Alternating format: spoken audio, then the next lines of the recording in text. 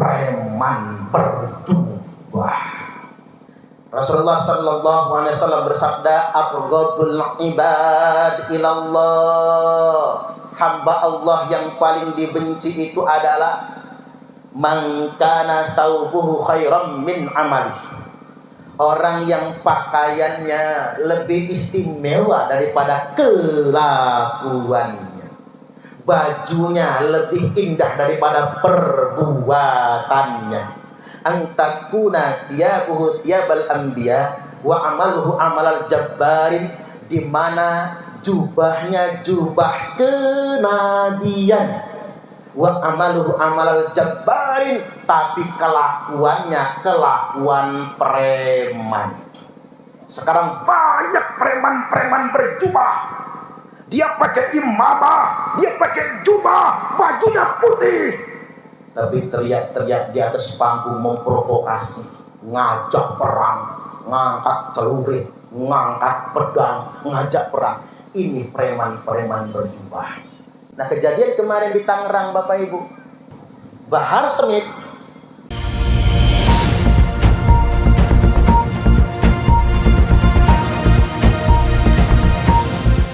yang terhormat Camat Tanjung Bintang Bapak Heri Purnomo yang ganteng ya, yang saya itu iri sama jambangnya semua. Itu keistimewaan kalau buat orang Indonesia. Saya dengar-dengar beliau vegetarian ya Pak, tapi kok masih gemuk aja ya Pak. Semoga Pak Camat selalu sukses, sehat dan panjang umur, amin. Juga bersama Ibu Ketua Tim Penggerak PKK Kecamatan Tanjung Bintang. Bu Camat yang mana? Ibu. Oh, Tasik 6 dong Pak. Beda jauh kayaknya umurnya ya. Pinter Pak Camat. Selanjutnya yang saya hormati Kepala KUA Kecamatan Tanjung Bintang, yang kehadirannya diwakili sahabat saya Ustadz Subur Rahayu. Subur Rahayu nopo Subur Makmur ya. Kepala KUA itu Ustadz Edi Muslimin, ya kawan saya itu Pak. Jadi waktu saya ketua LDNU, beliau wakil ketua LDNU Provinsi Lampung. Selanjutnya yang saya hormati kakanda saya Ustadz Ahmad dan Nuri Latif. Apa ya? Apa kepala MIN ya? SD. Oh ya, kepala sekolah ya. Jadi ini kakak saya ini Pak Camat. Kakak saya. Udah angken-angkenan lah kalau kata orang Lampung. Ustaz dan Nuri Latif niki kan aslinya Jogja, tapi sudah jadi orang Lampung di sini. Jadi sudah dilampungkan. Selanjutnya yang saya hormati Ketua Abdesi, Asosiasi Pemerintah Desa ya Pak, Bapak Muhammad Mahmud. Beliau belum jadi kades. Dulu waktu saya masih on air di Bioli pernah ngundang saya ke Budi Lestari. Ya gara-gara ngundang saya itu jadi kades akhirnya. Makanya yang mau jadi kades ngundang saya lah ceramah ya. Mudah-mudahan Pak Muhammad Mahmud juga sukses memimpin Desa Budi Lestari. Kemudian yang selanjutnya yang saya hormati Pak Babinsa, Pak Fadli. Gagah ganteng ya Pak. Penampilan kayak gitu tuh idola para janda itu Pak. Luar biasa, kelihatan kekernya gitu. Selanjutnya membersamai kita juga pengurus MWCNU Kecamatan Tanjung Bintang. Yang mewakili MWC sinten? Oh, di belakang ya, ada Kiai Haris Muta'alim ya. Ada Kiai Zainal Arifin, orang kiai-kiai. Cuman kayaknya pada jadi penyuluh ya. Pada jadi penyuluh tambah. Udah dapat 3K belum sih? Sudah ya, sampun gitu. Selanjutnya yang saya hormati PCM, Pimpinan Cabang Muhammadiyah. Kalau Muhammadiyah itu PCM ya, Pimpinan Cabang Muhammadiyah Kecamatan Tanjung Bintang. Kemudian pengurus cabang juga LDI ya Pak, Lembaga Dakwah Islam Indonesia Kecamatan Tanjung Bintang. Selanjutnya segenap hadirin wal hadirat, tidak usah terlalu banyak prolognya, nanti kita ini berpacu dengan waktu.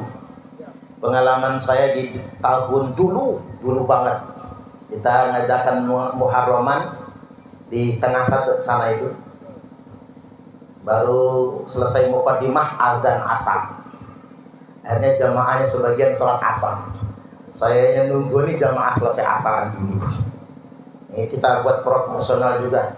Saya lihat rai-rainya ibu-ibu ini kayaknya udah pinter semua kayaknya ya.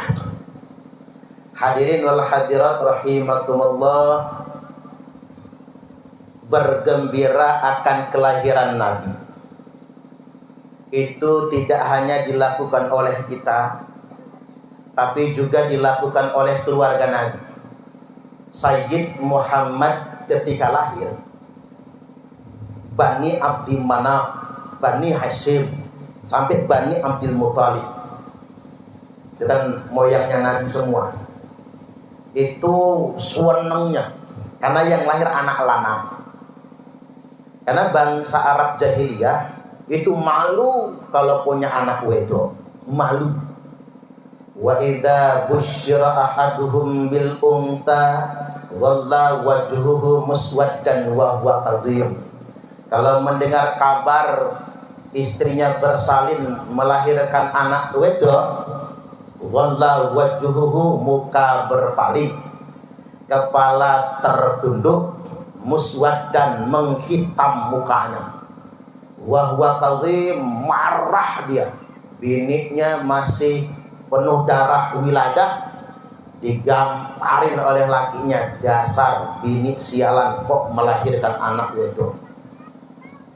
Jadi begitu lahir anak lanang yo seneng orang Arab itu, baik keluarga Nabi maupun umumnya bangsa Quraisy, termasuk Pak D-nya, yakni Abu Lahab. Abu Lahab ini senangnya, sampai-sampai Abu Lahab saking gembiranya dia sedekah memerdekakan budaknya yang bernama Thuwaibah.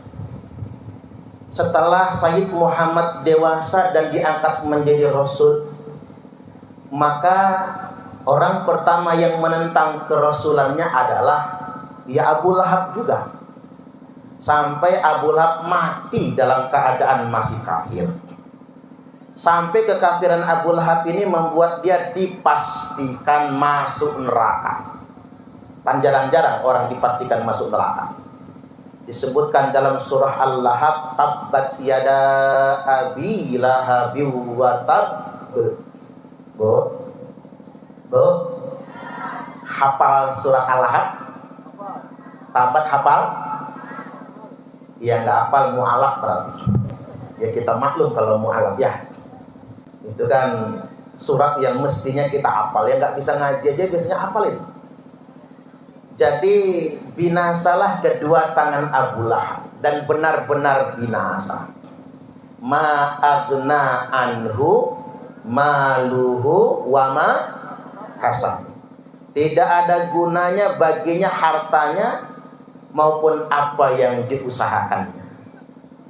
Sayasla naran dzata lahab. Niscaya pasti Abu Lahab itu dibakar dalam neraka dzata lahab, berupa api yang bergejolak. Ayat ini aneh, keren Bapak Ibu. Biasanya kalau bicara siksa, ancaman itu kalla saufa ta'lamun. Saufa, awas nanti kamu. Kan begitu. Kamu pasti tahu suatu saat nanti. Tapi di ayat ini Allah nggak katakan dalam kalimat saufa, tapi pakai sin litanfis. Sayasla naran dzata lahab. Kalau saufa itu nanti nang akhirat. Tapi kalau sin litanfis itu nanti, tapi dimulai dari dunia. Makanya Abu Lahab dapat siksa mulai dari dalam kubur. Nah ceritanya, lama mata Abu Lahab, Sayyid Abbas bin Abdul Muthalib radhiyallahu anhuma, paman Nabi, berkata setelah mati Abu Lahab dikubur, Ra'aituhu fi manami, aku melihat Abu Lahab dalam tidurku. Fi syarrihal, dalam keadaan buruk sekali. Atau ba'da haulin fi syarrihal, setahun setelah kematiannya dalam keadaan buruk sekali. Disiksa. Tapi ketika ditanya kabarnya oleh Sayyid Abbas, apa kata Abu Lahab? Sejak saya masuk kubur langsung disiksa. Yukhaffafu anni kulla yaumisnain, diringankan siksa kubur bagi saya tiap hari Senin. Berarti Abu Lahab libur siksa kubur. Kalau di kecamatan liburnya hari apa aja Pak Camat? Oh, Sabtu Minggu, 2 hari tuh ya. Abu Lahab libur sehari. Nah, ini kan Kamis nggih. Senin besok Abu Lahab libur, nggak disiksa. Kalau Bapak Ibu pengen buktiin, datang ke Mekah, cari kuburan Abu Lahab mana. Abu Lahab libur siksanya. Bukan cuma dapat dispensasi libur, prei kata orang Jawa. Bukan cuma itu, juga dapat kompensasi. Apa kompensasinya? Dapat kiriman air minum. Mungkin mereknya Aqua juga barangkali ya. Lo jadi iklan kita ya. Dapat kiriman air minum. Ditanya oleh Sayyid Abbas, Kang Mas, sampean dapat kompensasi dan dispensasi tiap hari Senin gara-gara apa? Gara-gara aku gembira, aku senang bimaulidihi, dengan maulidnya Nabiullah Muhammad sallallahu alaihi wasallam. Halo. Ini hadis Sahih Bukhari. Ayo, kalau hadisnya dhaif bisa kita tolak. Kalau hadisnya maudhu ya wajib kita tolak dong. Ini hadis Sahih Bukhari. Lah kalau Abu Lahab saja yang udah jelas-jelas mati kafir dapat dispensasi dan kompensasi tiap hari Senin gara-gara maulid, lah apalagi kita? Kita kan umatnya Kanjeng Nabi. Maka Bapak Ibu, mugi-mugi Pak Camat, Bu Camat, semua yang hadir di sini, kita semua gara-gara maulid hari ini Allah tetapkan bebas dari siksa kubur. Amin. Bebas dari siksa api neraka. Allahumma amin. Dijamin masuk surga. Allahumma amin. Amin ya rabbal alamin. Satu dapat ya. Yang berikutnya sesuai dengan tema kita. Semoga kita selalu meneladani akhlak dan kebaikan beliau dalam kehidupan sehari-hari. Yang gak rumit lah sebetulnya. Kalau dari temanya gak usah panjang-panjang ceramahnya. Udah pas banget itu. Begini Bapak Ibu, Islam ini bukan agama yang berbasis penampilan. Halo. Innallaha la yanzuru ila suwarikum. Sesungguhnya Allah tidak mengidentifikasi kalian berdasarkan penampilan. Mentang-mentang ceramahnya pakai podium, bahasanya identifikasi ya. Allah tidak menilai kalian berdasarkan penampilan. Karena penampilan itu cuman kulit luar. Dan kadang-kadang penampakan luar itu hanya tipuan. Ya Pak ya. Makanya ada pantun di media sosial. Dari mana datangnya cinta? Dari TikTok turun ke WA. Dari mana datangnya kecewa? Pas ketemu mukanya beda. Oh, di TikTok pakai filter glowingnya bukan main, mulus. Begitu ketemu Pak Burik tahunya betul-betul mengecewakan. Makanya jangan tertipu dengan penampilan. Karena boleh jadi penampilannya malaikat, dalamnya belis. Penampilannya pakai jubah kenabian, dalamnya preman. Kalau dalam bahasa Arab namanya talafi, kamuflase. Kalau kata orang Palembang, waluyo. Malah namanya Pak Waluyo. Apa itu waluyo? Wajah lugu adi buayo. Ngapunten Pak Ulo, ngapunten. Ya walau di sini mah enggak ya. Itu guyuran wong Palembang, Bapak Ibu. Karena kadang-kadang kita tertipu oleh penampakan luar. Makanya Islam itu tidak mengukur orang soleh berdasarkan penampilan luar. Walakin yanzuru ila qulubikum wa a'malikum. Tetapi Allah itu menilai kalian berdasarkan ketulusan hati dan perbuatan nyata kalian. Itulah ukuran yang sesungguhnya. Makanya Rasulullah sallallahu alaihi wasallam bersabda, akmalul mu'minina imanan ahsanuhum khuluqa. Orang mukmin yang paling sempurna imannya adalah yang paling baik akhlaknya. Jadi keimanan itu ukurannya bukan peci, bukan imamah, bukan jubah, bukan surba, bukan pula janggutnya. Ngapunten ini.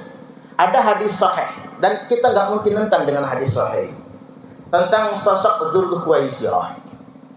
Dzul Khuwaisirah itu adalah teroris pertama dalam Islam. Diidentifikasikan penampilannya apa? Lu sima'in baina ainai.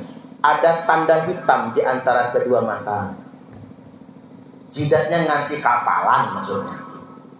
Tapi Bu, kalau ada orang yang jidatnya kapalan jangan dituduh loh, jangan ya.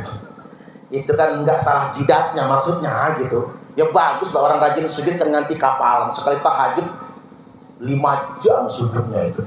Ya cepat kapalan dia. Kemudian yang berikutnya katul lihya, janggutnya lebah. Ini Dzul Khuwaisirah, ini hadis bukan kata saya.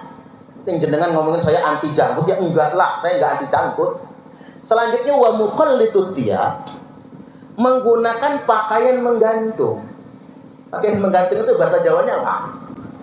Cingkrang kan? Lah ini hadis sahih. Siapa yang mau ngebantah coba?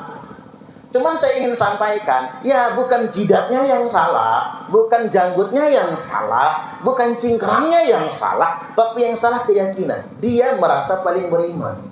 Yang beda sama dia dikafirkan. Makanya bersyukurlah kita ini bisa duduk berdampingan. Ada Muhammadiyah, ada NU, ada LDII, ada Jamaah Tabligh dan yang lainnya. Nggak perlu saling menegasikan satu sama lainnya. Justru itu penyakit bagi kita ketika kita gampang mengkafirkan orang. Seperti Dzul Khuwaisirah tadi. Sampai Nabi mengatakan kila bunar, anjing-anjing neraka. Kasar amat ini. Halusnya anjing apa? Asu ya. Asu napa kiri? Kiri. Napa segawon? Oh segawon rokok. Padahal Dzul Khuwaisirah itu sholatnya kalah sholat kita. Wala sholatukum ila sholatihim bisai. Nggak ada apa-apanya sholat kita. Bacaan Quran kita kalah sama dia. Ngaji kita kalah sama dia. Makanya hati-hati, anak jangan masuk kelompok yang kayak gitu. Kemarin Pak Camat saya habis konseling anak SMA yang diamankan Densus 88. Lagi saya konseling karena terlibat jaringan Jamaah Ansarud Daulah. Dia membuat grup WhatsApp untuk membentuk angkatan bersenjata tentara Islam. Target yang mau diserang apa? Patung-patung se-Indonesia dan kantor TNI Polri. Jadi mulai udah didata Koramil di mana, Mapolsek di mana, udah didata semua itu. Dan oleh mentornya disuruh kalau ngebom itu divideokan, dikorbankan sedemikian rupa. Makanya hati-hati dengan itu semua. Makanya penting yang namanya pemahaman berbasis akhlak. Ukuran keimanan itu bukan penampilan, tapi iman itu adalah akhlak yang mulia. Nah hadis ini nggak berhenti sampai di situ. Wa khiyarukum linisaihim khuluqa. Dan laki-laki terbaik itu adalah yang paling baik dengan istrinya. Tepuk tangan. Bapak-bapak ini baik nggak Bu? Hebat ibu-ibu, pintar menutupi aib suaminya. Padahal pengen jawab jahat ya Bu ya. Ya iya. Maksud saya begini Bapak Ibu, kalau saya ramah kalian jenengan itu wajar, karena saya penceramah. Penceramah nggak ramah nggak diundang orang. Ya bayar. Pedagang ramah itu wajar, karena dagangannya harus laku. Kalau nggak ramah, nggak laku. Jajal pedagang tulis di warungnya, dilarang ngutang. Males orang beli di sana. Karena sudah nggak akrab kata dilarang ngutang itu. Boleh buat aturan orang nggak boleh ngebon, tapi nggak usah ditulis juga kali. Tapi salah jenengan juga Bu, lagi nggak punya duit, ngutang gula kopi ke warung tetangga. Lagi punya duit jajan ke Indomaret. Ada yang kayak gitu? Mana orangnya? Kan payah, gimana nggak bangkrut warung tetangganya. Kemudian yang berikutnya, caleg ramah wajar, karena caleg minta dicoblos. Tapi kalau Pak Camat ramah kalih istri, ibu ketua tim penggerak PKK, itu luar biasa. Itu luar biasa. Bapak-bapak ini ramah sama istri, itu yang baru luar biasa. Makanya Pak, ntar dulu kita ramah sama bini tetangga. Rumat dulu tuh bini dewek. Makanya kalau kata orang di media sosial, laki-laki yang rajin mencium istrinya relatif lebih panjang umur jika dibandingkan dengan laki-laki yang mencium istri tetangga. Jajal kalau nggak percaya, digoreng orang kita. Kalau kata orang Madura itu dicarap dengan macam-macam. Jadi kan yang itu yang terpenting, ini yang kita lupakan terkadang sedemikian rupa. Makanya tidak salah bapak-bapak sekali, mama, meriki mama, enten ngopo papa, mama tasik membersihkan teletong. Lenggah rien mama, istri sudah duduk, rogoh kantong kanan Pak, banting duit 15 juta. Jelager. Ini duit apa papa? Ini uang belanja mama. Gue tuku beras, tuku berambang, tuku terasi, cicilan kulkas, cicilan motor, cicilan seragam yang putih-putih ini. Udah lunas belum Bu? Sudah ya. Kira-kira cukup mama? Ya cukup papa. Ya kira-kira ada sisanya. Kalau sisa kumpul sama mama. Nah gitu dong Mbak. Sisaan itu gak usah ditanya ulang. Percayakan sama istri. Cocok Bu? Cocok dong. Istri ngekep duit 15 juta mau nyimpen ke kamar. Nanti dulu mama. Rogoh lagi kantong kiri, banting lagi 15 juta. Jengker. Ini apa lagi papa? Ini bonus untuk mama. Capek mama ngerumah. Capek mama ngerumat anak, bonus 15 juta. Mangkat tenang pasar mama. Jangan pulang kalau nggak habis. 15 juta uang belanja, 15 juta bonusnya. Mau nggak Bu? Mimpi. Ya nggak bisa lah. Kalau suami cuman kades ya nggak bisa lah Bu. Suami camat juga nggak bisa. Gaji camat nggak segitu. Kalau pengen 30 juta sebulan, punya suami pengusaha. Ya sama saya sudah tahu lah, rai-rai ibu-ibu ini kan rai-rai nerimo semua. Ya kan Bu ya? Nggak mungkin minta segitu Pak Camat, nggak mungkin. Cuman ibu-ibu ini di mana-mana yo sama. Ibu-ibu ini paling sebel sama laki-laki yang pelit, ngasihnya cuman dikit. Itu pun diungkit-ungkit. Ada laki kayak gitu? Yang mana Bu? Apa yang pakai kacamata itu ya? Masyaallah hadirin rahimakumullah. Nah ini dikit lagi nih. Gak usah banyak-banyak sampai asal aja kita ya. Saya ingin sampaikan hadirin wal hadirat rahimakumullah. Hati-hati zaman sekarang ini. Banyak preman-preman berjubah. Cuman sebelum sampai ke sana saya ingin bantuin Pak Camat Bu. Kan tempo hari kita geger bulan-bulan yang lalu tuh preman-preman ya. Banyak mengganggu iklim usaha. Terus ada fatwa yang mengharamkan bayar pajak. Bunyi hadisnya begini. La yadkhulul jannata sahibu maks. Tidak masuk surga orang yang suka mungut pajak. Berdasarkan hadis ini berarti semua yang mengut pajak masuk neraka. termasuk Pak Camat ya, Pak Kades. Yang suka bagian PBB siapa Bu? Ketua RT ya. Nah, masuk neraka juga tuh Pak RT PRT-nya. Ini ajaran Wahabi nih Pak. Nggak ada hadisnya, itu nggak ada yang kayak gitu. Hadisnya benar tapi terjemahnya salah. Shahihul Maks itu bukan pajak loh, bukan pemungut pajak. Shahihul Maks itu apa? Pungutan liar alias preman. Zaman Nabi preman basah. Apa itu preman? Meminta sejumlah uang dengan cara paksa. Ibu-ibu kalau sama suami maksa nggak minta duitnya? Preman itu. Maka yang nomor satu Pak Camat, nomor satu itu preman berdaster. Yang kalau minta duit monyong. Ibu-ibu ini dikasih suami uang belanja 100.000 sehari, masih monyong, kurang. Tapi dikasih caleg 100.000 buat 5 tahun langsung nyengir.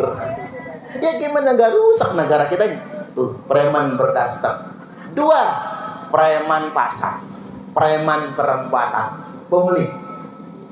Makanya itu yang mengganggu iklim usaha kita itu. Kadang-kadang preman pasar, preman perempatan ini melibatkan ormas-ormas berseragam juga Pak. Nah ini yang nomor 2. Yang ketiga, ada istilah preman berseragam. Ini merujuk pada seragam dinas. Bisa TNI ya Pak, bisa Polri. Kadang-kadang yang jadi korban supir truk juga tuh kan gitu. Itu kan preman. Ngapunten. Yang keempat yakni preman berdas. Ini parah juga ini. Memanfaatkan tanda tangan. Nah ini buat pejabat, Pak Kades, Pak Camat, Bupati, ya Gubernur, sampai Menteri. Hati-hati kali. Hati-hati. Jangan sampai seperti yang kejadian kan di Banten itu kan, sampai malaknya 5 triliun itu hanya demi sebuah tanda tangan. Kemudian yang berikutnya yang lebih parah, bukan preman berdasi, bukan preman yang punya kursi, bukan orang yang punya jabatan. Yang paling parah itu kata Kanjeng Nabi, preman berjubah. Nah ini buat saya juga nih, biar adil kata Pak Camat, gua aja yang dicemes. Ini nyemes awalnya dhewe nih, nyemes ini para ustaz-ustaz yang di sini. Rasulullah sallallahu alaihi wasallam bersabda, afdhalul ibad ilallah, hamba Allah yang paling dibenci itu adalah man kana thawbuhu khairam min amali, orang yang pakaiannya lebih istimewa daripada kelakuannya, bajunya lebih indah daripada perbuatannya.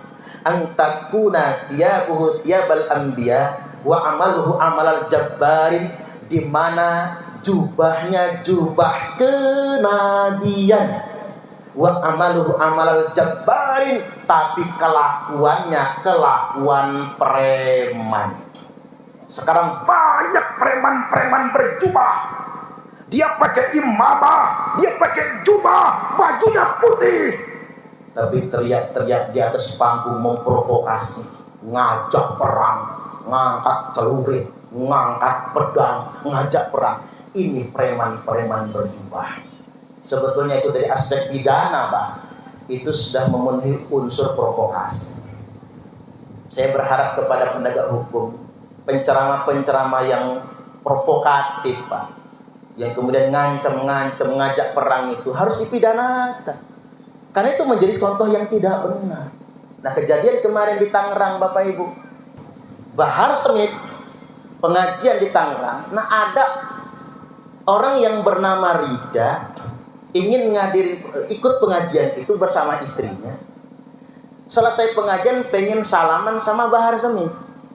Tiba-tiba dituduh penyusup, digebuki rame-rame, dimasukkan ke dalam kamar, ruangan, mulutnya diikat pakai anduk basah, kemudian dihancurin mukanya nganti bonyok, badannya disundutin pakai rokok.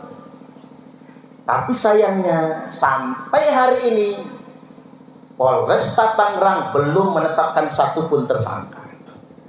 Kalau preman-preman berjubah itu dibiarkan, saya khawatir rakyat nanti tidak percaya dengan penegakan hukum.